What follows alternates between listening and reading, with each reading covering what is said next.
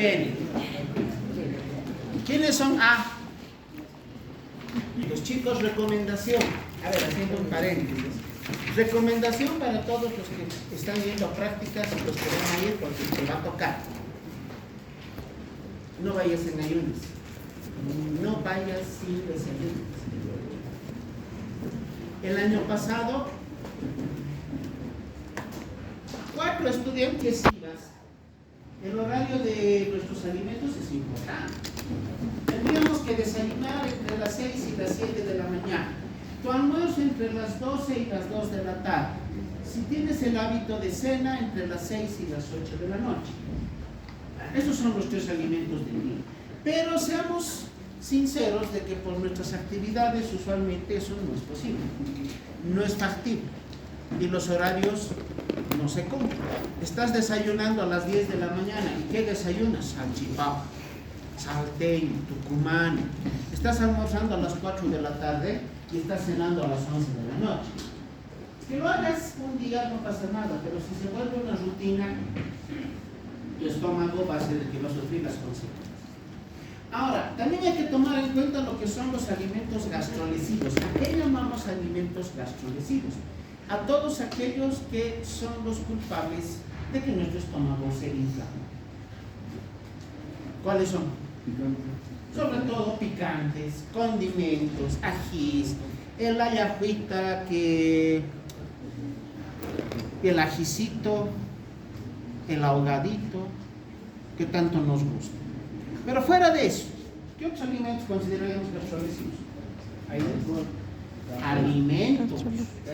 Ay, son fáciles. O te comes, en lugar de estar masticando maní y papitas fritas, agarras tu aspirina. Un paracetamol ahí. En lugar de picar chisitos, picas diclofenac. A ver, alimentos gastrolesivos. Chocolate, sí. Cafeína. El café. La menta. Yo soy fanático del café. La menta. La menta. Ah, pero menta, El ajo. digamos, no consumimos. El ajo. Ya, el ajo entra en lo que son condimentos. Las gaseosas. ¿Cuál gaseosa? ¿Por qué Coca-Cola? Pero, no, un ratito. ¿Por qué Coca-Cola? A ver, les pregunto, ¿qué gaseosa es la que produce gastrolesión? Coca-Cola, acá es la única. Y la Pepsi. ¿Nadie le gusta? A mí le gusta. Y ahora yo les digo, ¿por qué tomar en cuenta la Coca-Cola? ¿Por qué no la cocaquina? Apoya la industria nacional, ¿no? Claro.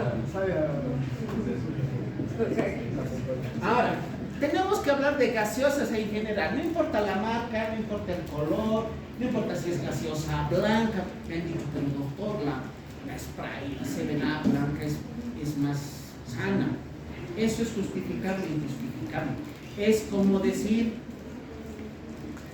el whisky etiqueta azul es más fino o es más sano que una cerveza. Sigue siendo alcohol. Sigue siendo, tal vez uno más caro, el otro más barato, sigue siendo alcohol. Ahora, otros alimentos que hay que tomar en cuenta. Alimentos que consumimos diario. Lo que te gusta en la mañana con tu cafecito, si es que desayunas. La margarita. El pan en general. No importa si es pan redondo, pan cuadrado, pan triangular, pan piramidal, no importa. No importa si es pan blanco o si es pan integral. Igual, el pan integral más sano. Mentira, es justificable, injustificable. No hay cigarrillo más sano, no hay bebida alcohólica más sana, no hay pan más sano, no hay aceite. Ese aceite que hacen propaganda, ¿no? Cero colesterol, light. Imposible, pues. No puede haber un aceite que no tenga colesterol, sería agua.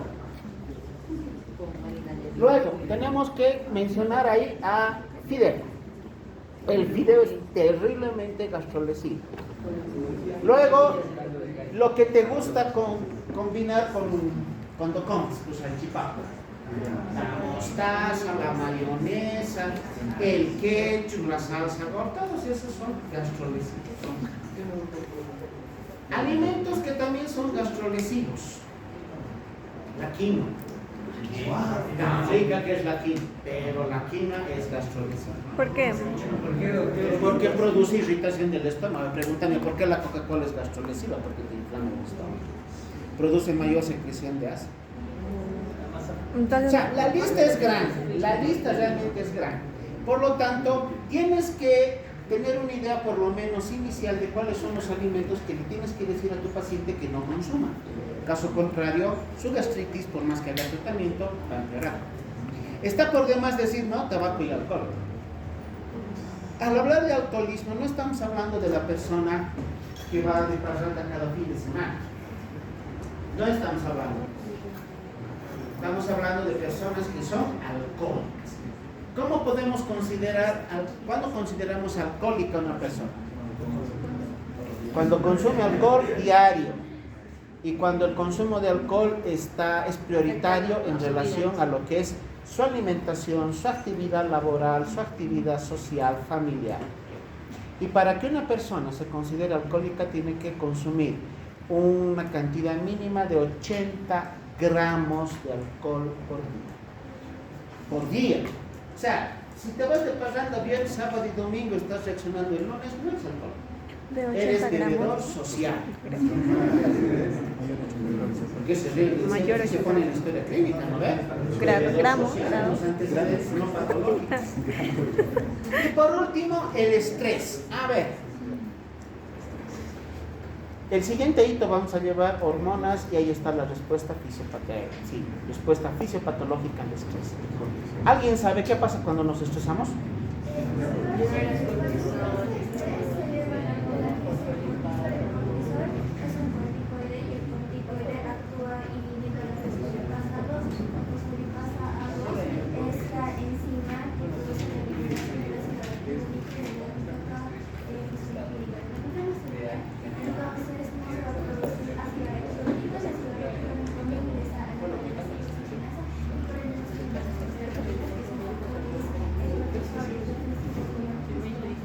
¿Ya han escuchado?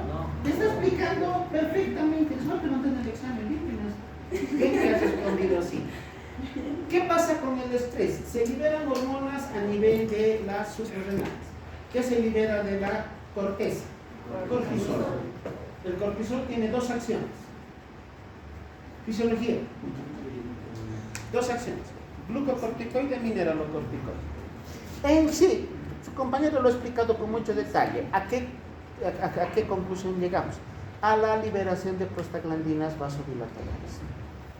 ¿Por qué nos interesan esas prostaglandinas? Porque el estómago tiene 4 factores de protección, eso es fisiología, ¿se acuerdan? ¿Cuáles son? Flujo sanguíneo, bicarbonato y moco. Moco, bicarbonato, las prostaglandinas vasodilatadoras Flujo y sanguíneo. la regeneración celular. ¿Qué pasa cuando hay estrés? No se producen las prostaglandinas vasodilatadoras, por lo tanto el estómago, que tiene una gran irrigación sanguínea, no recibe ese aporte de sangre y por lo tanto las células que son agredidas por tu fricasé, por tu lechón, por tu salchipapa, por tu pancito y tu Coca-Cola, que ya están muriéndose, terminan de morirse y se pueden retrasar y ulcerar.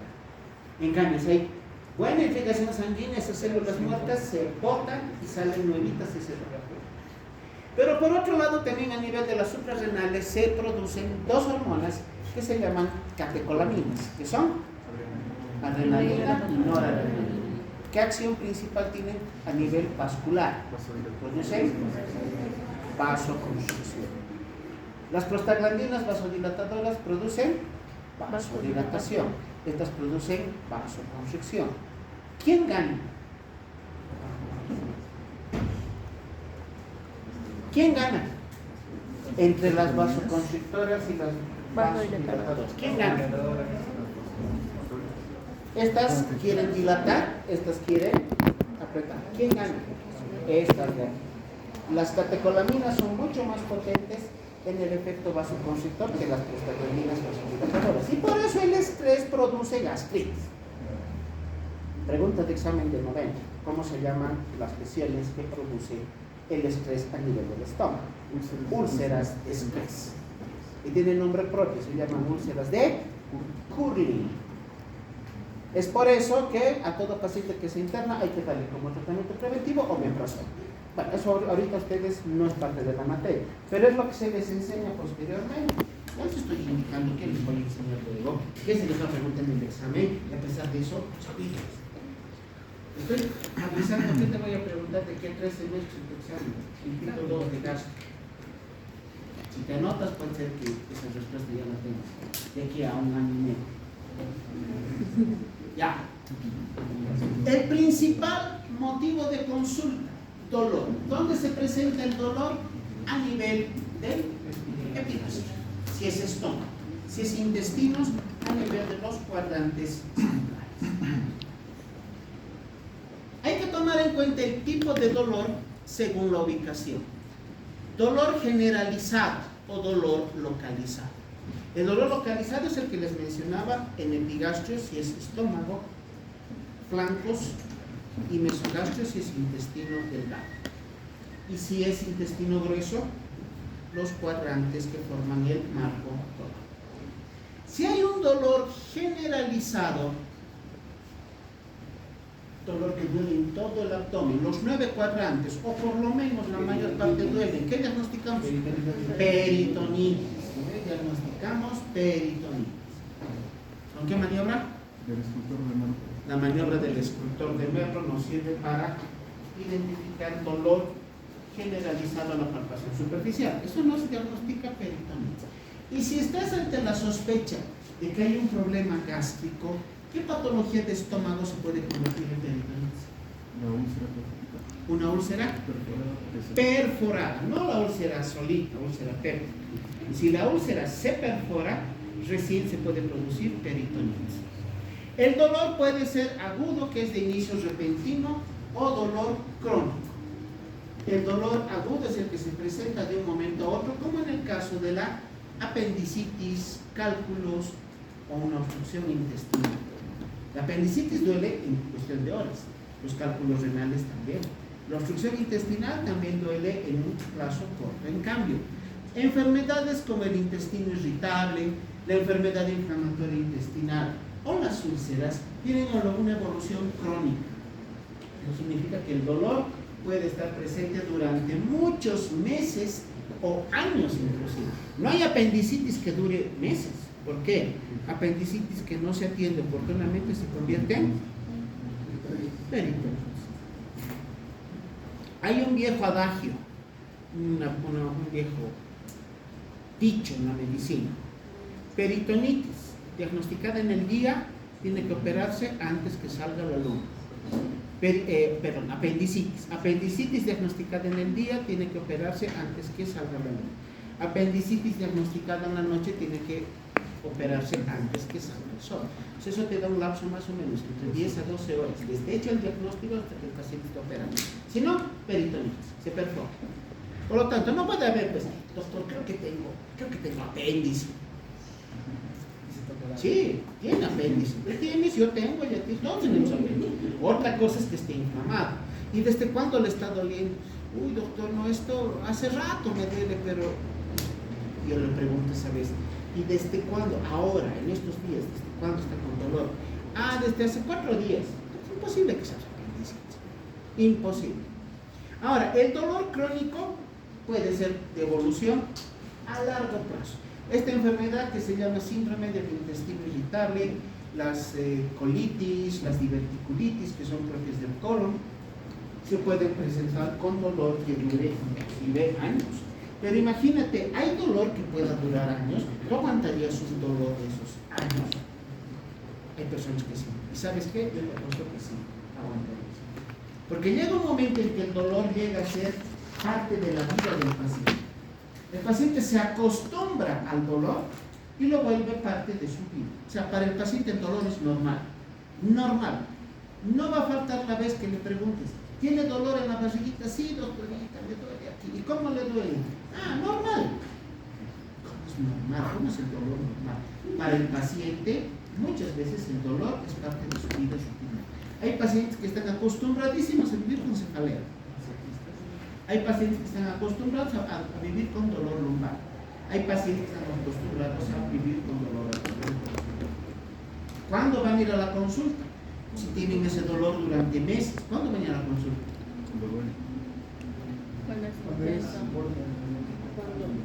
Cuando el dolor aumente, cuando el dolor se exacerbe. Si ayer, a ver, estamos en martes, si el sábado le dolía, el domingo le dolía, el lunes le dolía, hoy viene a la consulta. ¿Por qué? Porque hoy día le dolió más fuerte.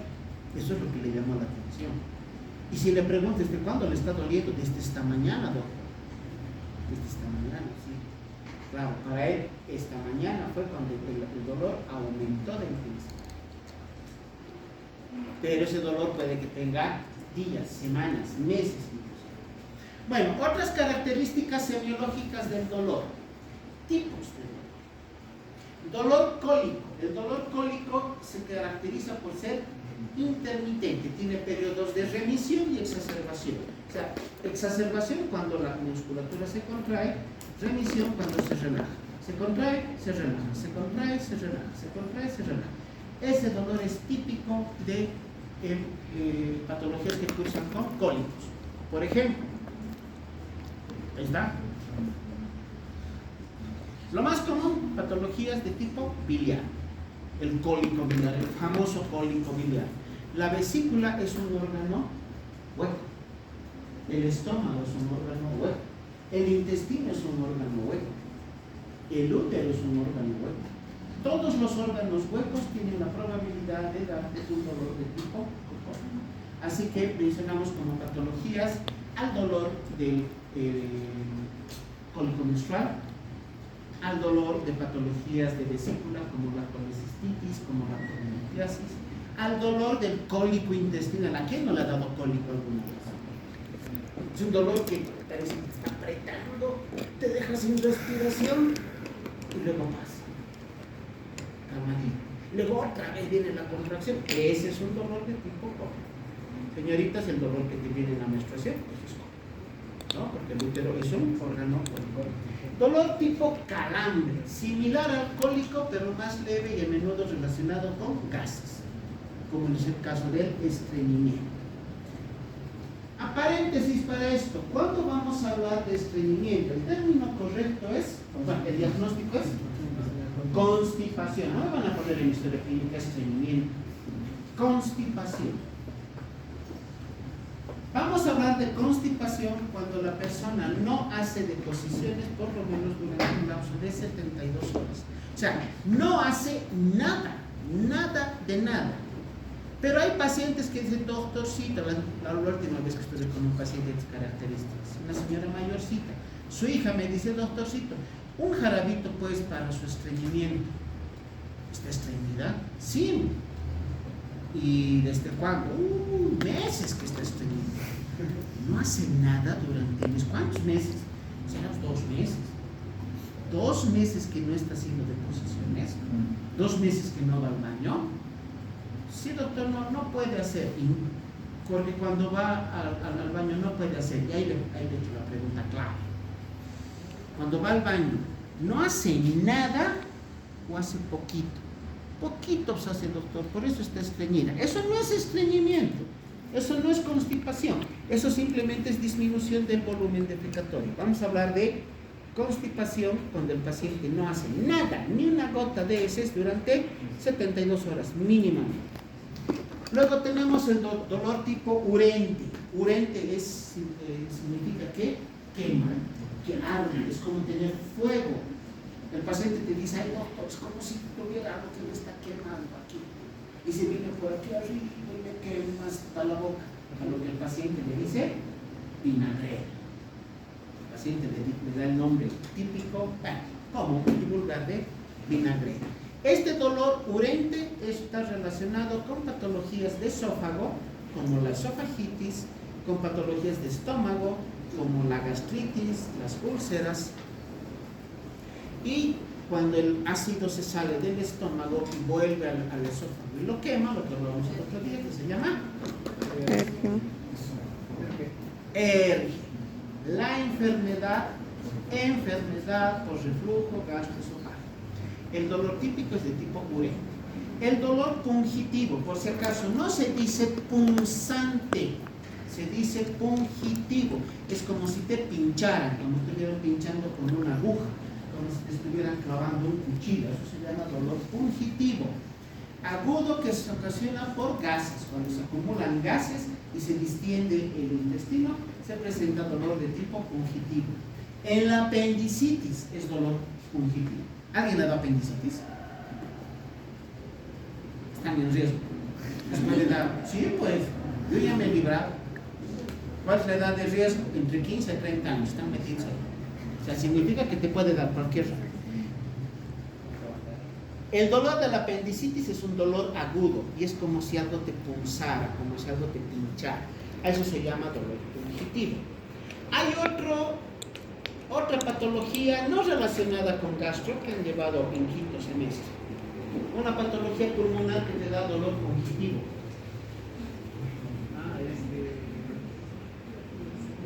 No, la tuberculosis no duele. Neumonía. Uy, ¿la neumonía duele? Sí. No todas, pero sí. ¿Y cómo se llama? Semiológicamente el dolor de la neumonía. ¿Cómo se llama? Les han tenido que enseñar. Estudiaron que enseñar. Se llama dolor en puntada de costado. Así se llama, en serio. Está descrito desde hace años en la literatura semiológica. Dolor en puntada de costado. Porque el paciente te dice, doctor, aquí en mi pecho es como si me hubieran metido un cuchillo. Es el dolor del foco neumónico que está pegado, adherido a la pleura visceral. ¿Y por qué se llama dolor en puntada de costado? Porque recuerda la lanza que mató a Jesús cuando estaba en la cruz. Por eso se llama dolor en puntada de costado. Tipo de dolor es pungitivo. Luego tenemos dolor visceral, originado en los órganos abdominales. Este dolor visceral, el que se origina en estómago, en intestinos, en el vaso, en el páncreas, hasta en la misma vesícula, es un dolor mal localizado. Porque cuando le dices al paciente, ¿qué le está pasando? Me duele mi barriga, doctor. ¿Dónde? Aquí. El paciente, acuérdate, no sabe semiología, no sabe que el abdomen está dividido en 9 cuadrantes y que tenemos que identificar cuál es el cuadrante doloroso para en base a eso determinar el origen del dolor. Por eso es mal localizado, muy mal localizado. En cambio, el dolor somático o parietal es un dolor de mejor localización. Cuando el dolor está originado adentro, en los órganos, dentro del abdomen, es mal localizado. Pero cuando el dolor es de la pared del abdomen, se puede localizar de mejor manera. ¿Qué patología de pared abdominal duele? De la pared abdominal.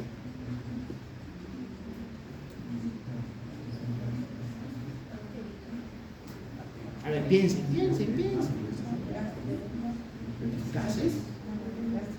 No puede ser la pared. O sea, de la piel, tejido subcutáneo, músculos, eso es la pared abdominal.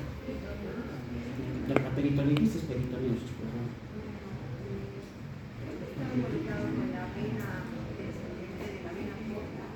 No, la vena porta también está bien. Algo que duele de la pared abdominal, hernias. Eso es patología de la pared abdominal, ¿no ve? Y es un dolor de mejor localización, dolor agudo y que se intensifica con la palpación. O sea, al paciente le duele, pero mientras le vas palpando, más profunda la palpación, mayor la intensidad del dolor. Y el dolor referido se siente en una zona diferente a la del problema original. El dolor se va a otro lado, diferente al lugar donde se ha originado.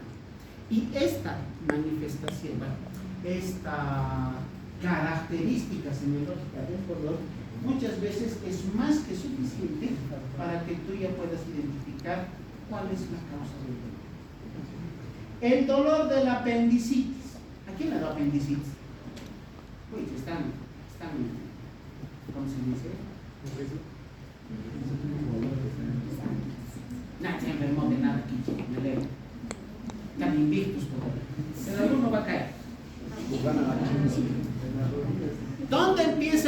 de la apendicitis. En el flanco izquierdo. En la fosa ilíaca izquierda. ¿Cómo pues? Oye, vos tienes situs inversus.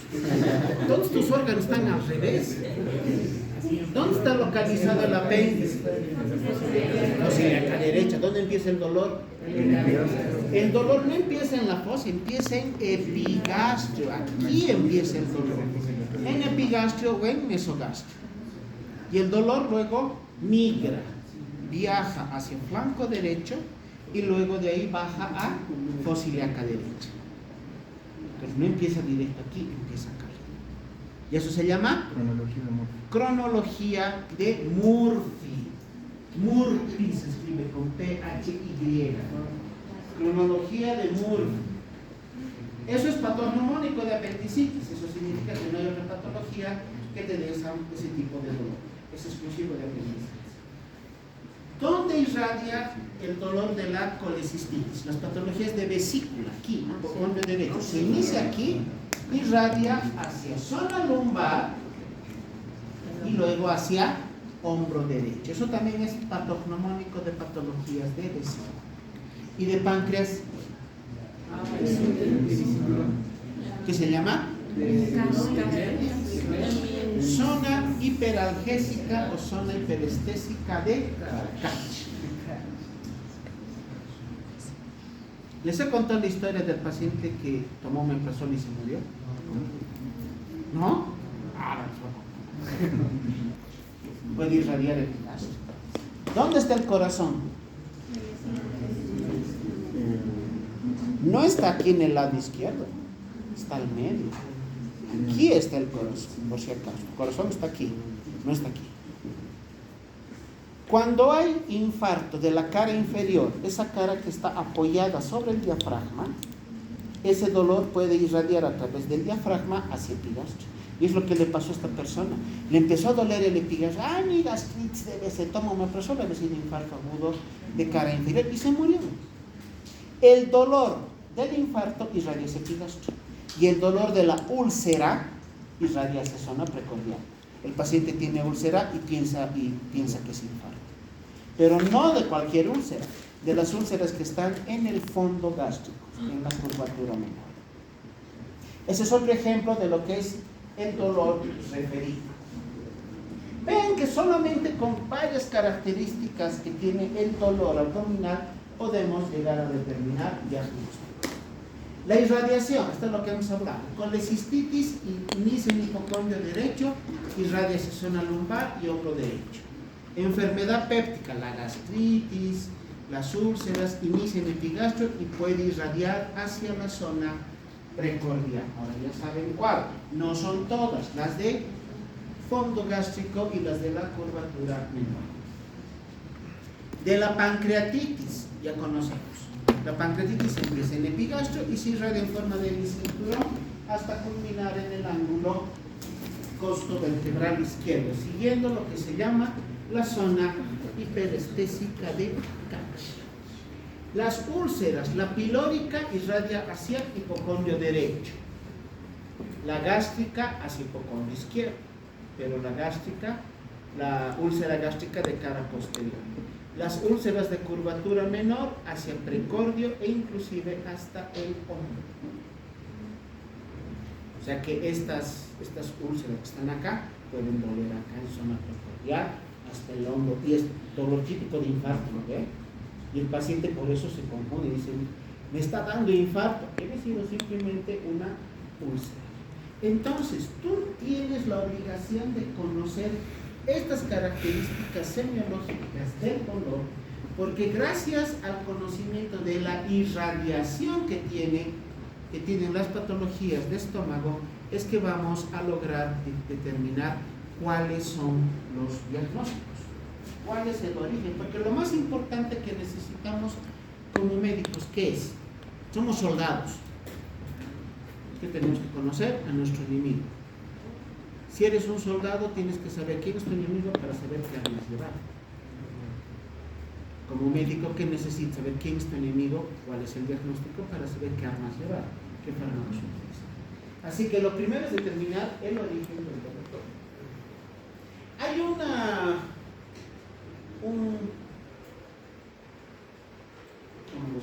una frase que me la dijeron hace años. El abdomen es como una caja de Pandora. ¿Conocen la caja de Pandora? La historia de la caja de Pandora. ¿Quién era Pandora? Sí, me dicen. A ver, ¿quién era Pandora y por qué se habla de la caja de Pandora? ¿Deja de quién? O sea, era. No sé mucho. Anímate, no hay problema. Esto no es medicina, es conocimiento general. Es una historia mística, antiquísima. Para resumir la historia, ¿qué hizo Pandora? Agarró todo lo que es la maldad del mundo y la metió dentro de una cajita. Y todo el conocimiento del mundo lo metió dentro de una cajita. ¿Para qué? Para que ningún ser humano sepa más que otro, que todos se queden en ignorancia. Y para que todo lo que es la maldad en el mundo también haga daño a las personas y se queden encerradas dentro de una caja para siempre. O sea, buenas las intenciones. Medio socialista, pero ya, bueno, que todos sean iguales. Pero resulta que dejó la cajita, no me acuerdo dónde, y alguien la abrió.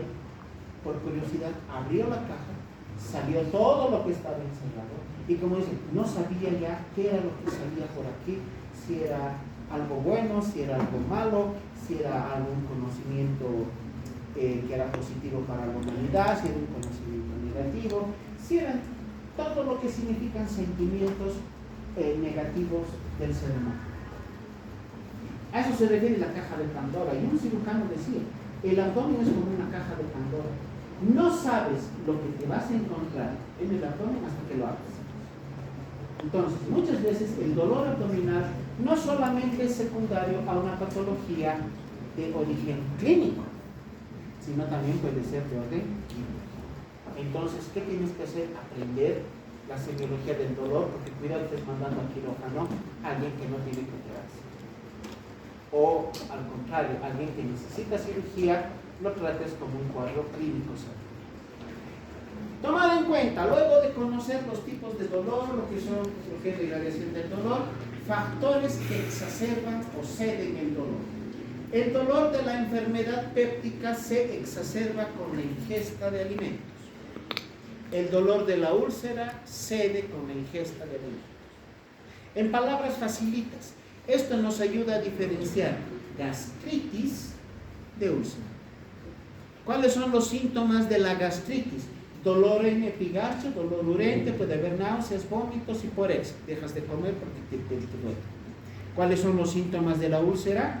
Dolor abdominal, urente en epigarcho, náuseas, vómitos y por eso. Son prácticamente lo mismo. ¿Cómo diferencias si es úlcera o gastritis? Todos los diagnósticos siempre se hacen de manera clínica.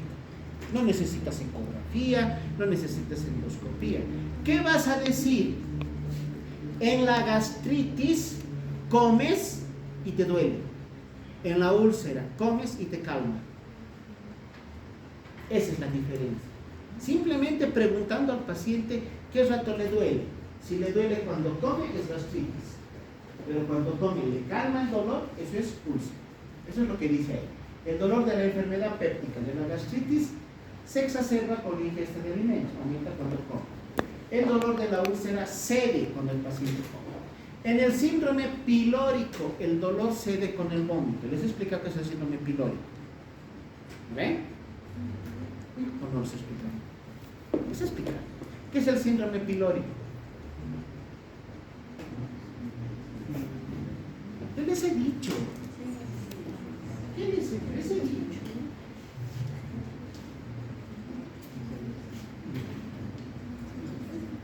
Aquí.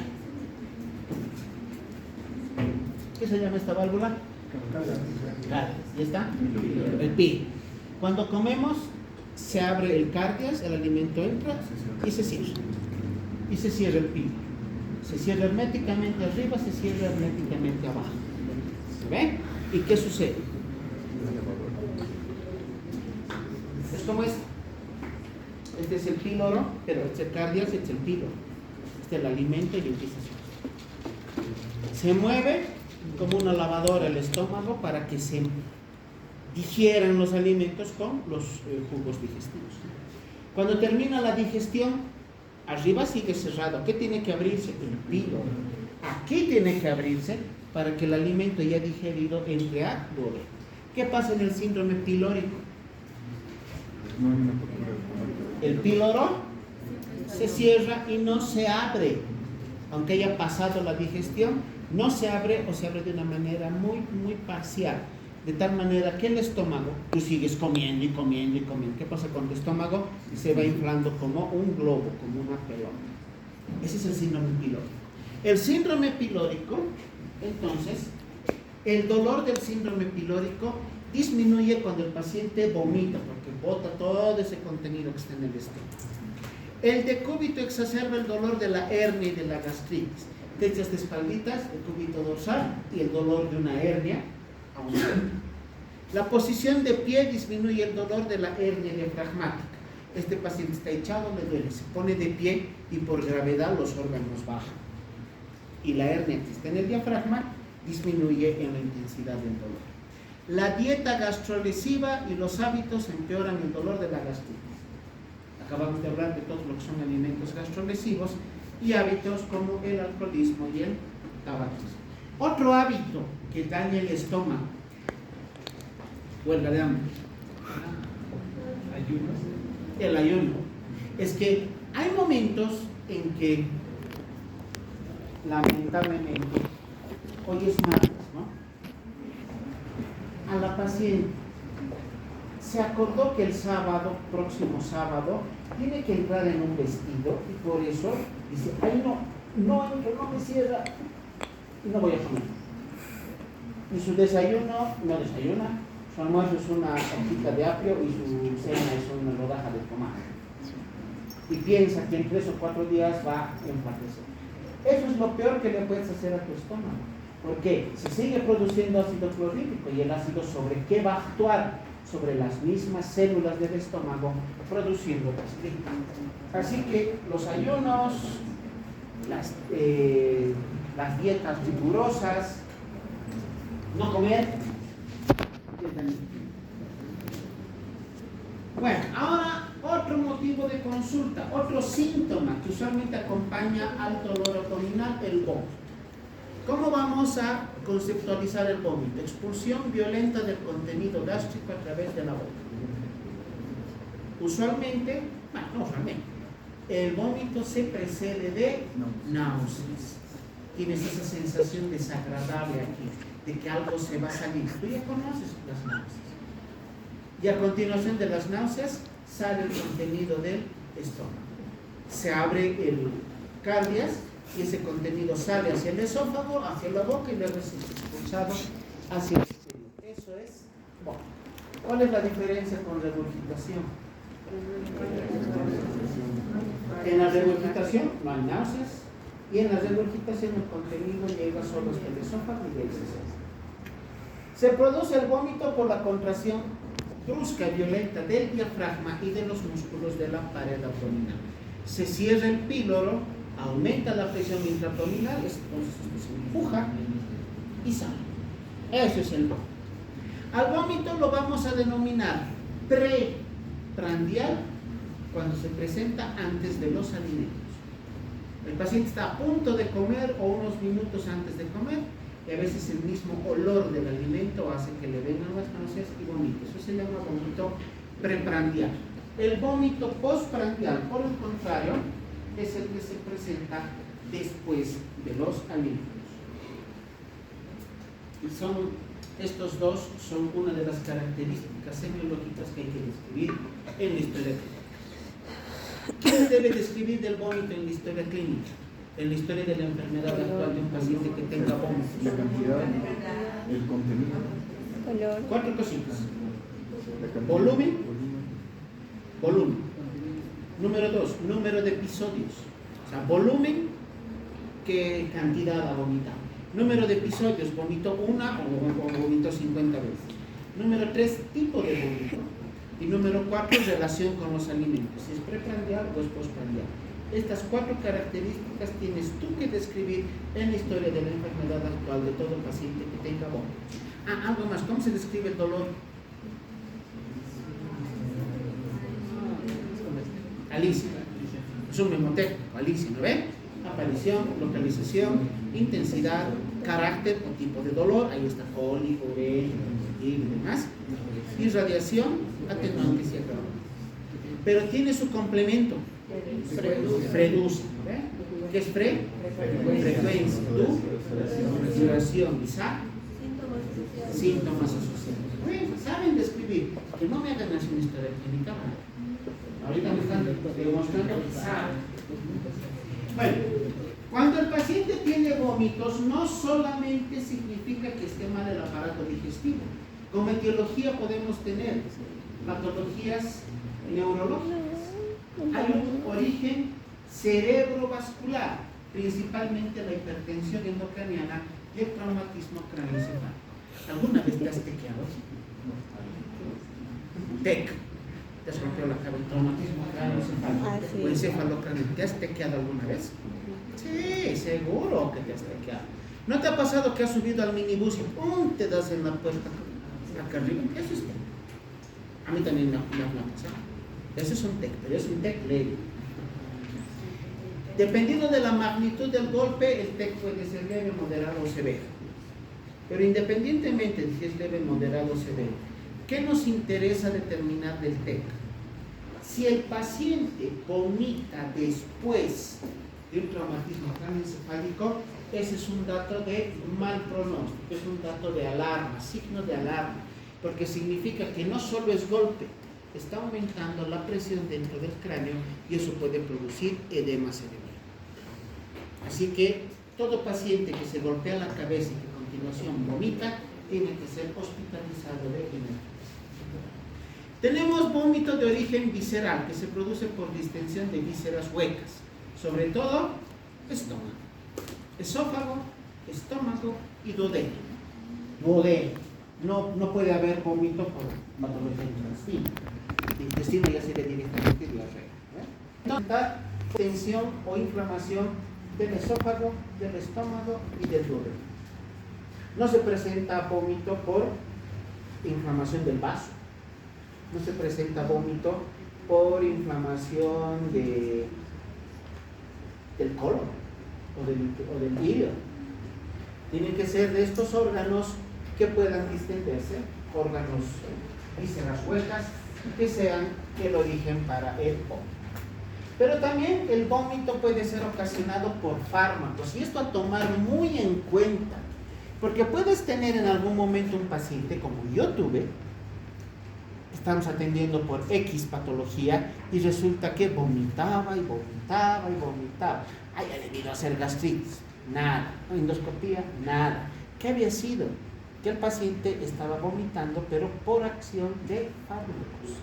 ¿Cuáles son los fármacos que más comúnmente pueden producir vómito? Los digitálicos. Ahí está. Menciónenme un digitálico. Y no me digan, no hemos llevado. ¿Cómo dijo? Digitálicos. Fármacos que actúan sobre el corazón. No, la atropina no es digitálico. Digitálicos, la digital, el fármaco estrella que se usa como tratamiento de primera elección para la insuficiencia cardíaca, la digoxina. La digoxina puede producir vómitos. La morfina, ¿de qué grupo es la morfina?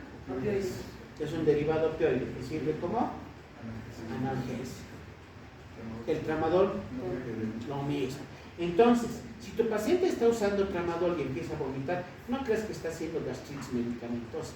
Es un efecto colateral propio del fármaco. ¿Dónde está actuando? No aquí, no en el estómago. ¿Dónde está actuando? ¿Dónde?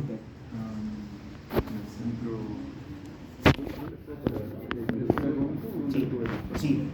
¿Centro? ¿Centro? Sí, pero ¿qué se llama? Quimioreceptora. Es el centro hipotalámico del vómito. donde también se llama zona gatillo, ya, donde como en el gatillo se dispara y empieza el vómito. Ahí actúan los antieméticos. Estos fármacos van a actuar aquí, no en el estómago, en el centro hipotalámico del vómito.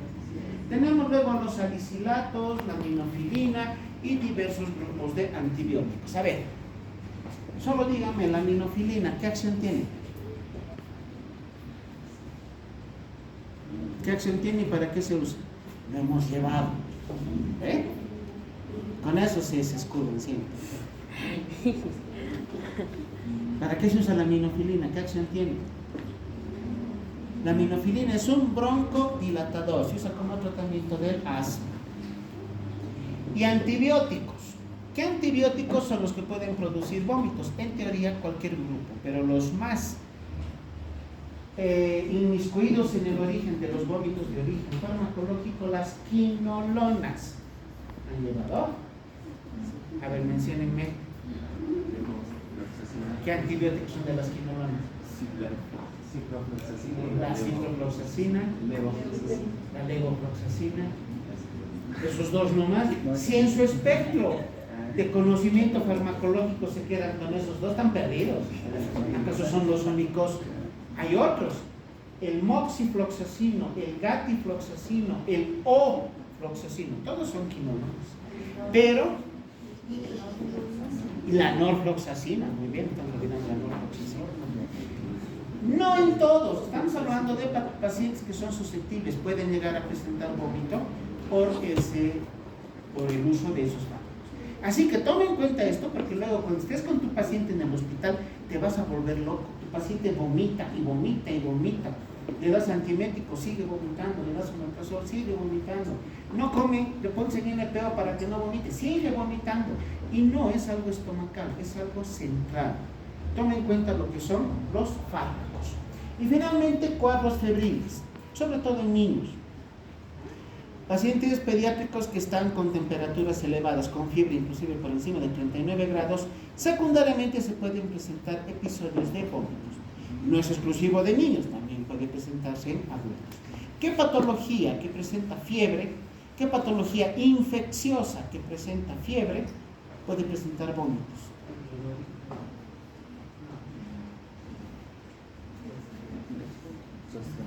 Hay varias. La gastroenteritis ya puede presentar otra. Si tiene fiebre y vómitos, fiebre tifoidea. No, fiebre tifoidea. Otra, la pielonefritis. También cursa con fiebre y puede presentar vómitos. Son muchas las patologías que pueden presentar esa característica. Luego tenemos como etiología también a enfermedades metabólicas. O sea, el vómito también puede ser secundario a un coma hepático. ¿A quiénes les va a dar coma hepático? Aquellos pacientes cuya función hepática está extremadamente alterada, lesionada. ¿Qué enfermedad será la más común? La cirrosis. La cetoacidosis diabética. La cetoacidosis es una complicación aguda de la diabetes, donde los valores de glicemia suben por las nubes, 400, 500 miligramos. El paciente entra en un cuadro de acidosis. Se llama cetoacidosis porque hay formación de cuerpos cetónicos. El paciente está así con alteración del equilibrio ácido-base, alteración electrolítica, metabólica. Es un paciente para terapia intensiva. Una de sus manifestaciones, los vómitos. Y otro, el síndrome urémico o la uremia, que se presenta en pacientes que cursan con enfermedad renal. El síndrome urémico se caracteriza por la elevación de los valores de ure por encima de... ¿Cuánto valor normal de la ure? Fisiología, muchachos.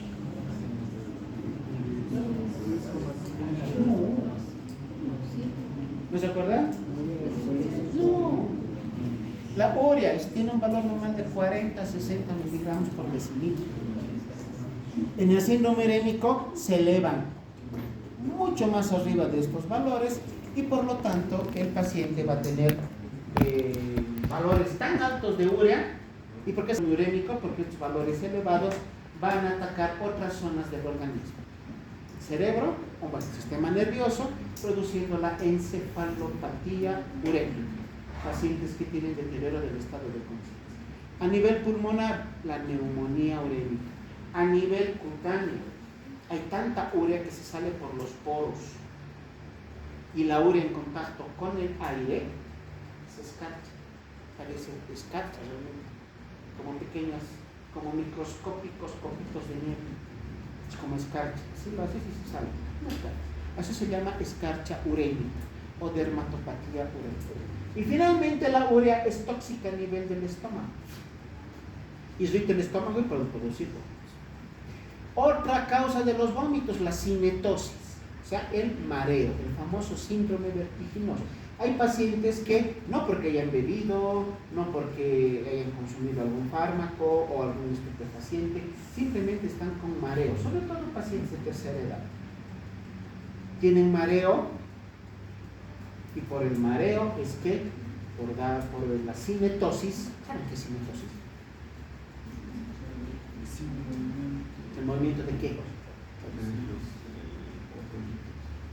¿Cómo controlamos el equilibrio? Porque al caminar y cambio de dirección, ¿por qué no me caigo? Debería caerme. Si me pongo a saltar de un piecito, del otro, así dando vueltas, ¿por qué no me caigo? ¿Qué impide que me caiga? Chicos, en fisiología realmente han pasado de noche, ¿no? ¿O no han pasado? Es que todo lo que les pregunto es fisiología del equilibrio. ¿Qué impide que nos caigamos? Uno aquí, otro aquí y otro aquí. Los 3 conductos semicirculares del oído, que tienen en su interior el líquido, la linfa, que de acuerdo al movimiento de la cabeza nos orientan hacia un lado y hacia el otro, y ese es uno de los elementos, junto con el cerebelo, que nos ayuda a mantener el equilibrio. Hito 4, vamos a llevar eso en neurología. Pero cuando el paciente tiene inflamación del laberinto, que se llama laberintitis, que es secundaria a una otitis, la otitis usualmente es de oído medio. En cambio, la laberintitis es de oído interno. Puede transmitirse la infección y esta persona cursa con vómitos. Fuera del mareo, vómitos. Eso se llama síndrome vertiginoso. Y hay otra enfermedad que aquí está el nombre, síndrome de Meniere. Una enfermedad muy famosa que cursa con 3 características. Mareos. Pérdida de la visión. No, pérdida de conocimiento. Mareos, tinnitus y vómitos. ¿Qué son tinnitus? No como suena. ¿Qué es un tinnitus? Zumbidos en el oído. ¿Cuál es la diferencia con acúfenos? ¿O son lo mismo? Tinnitus, zumbido en el oído. Acúfenos, zumbido en el oído. ¿Cuál es la diferencia? La gravedad. El otro es fino y el otro es...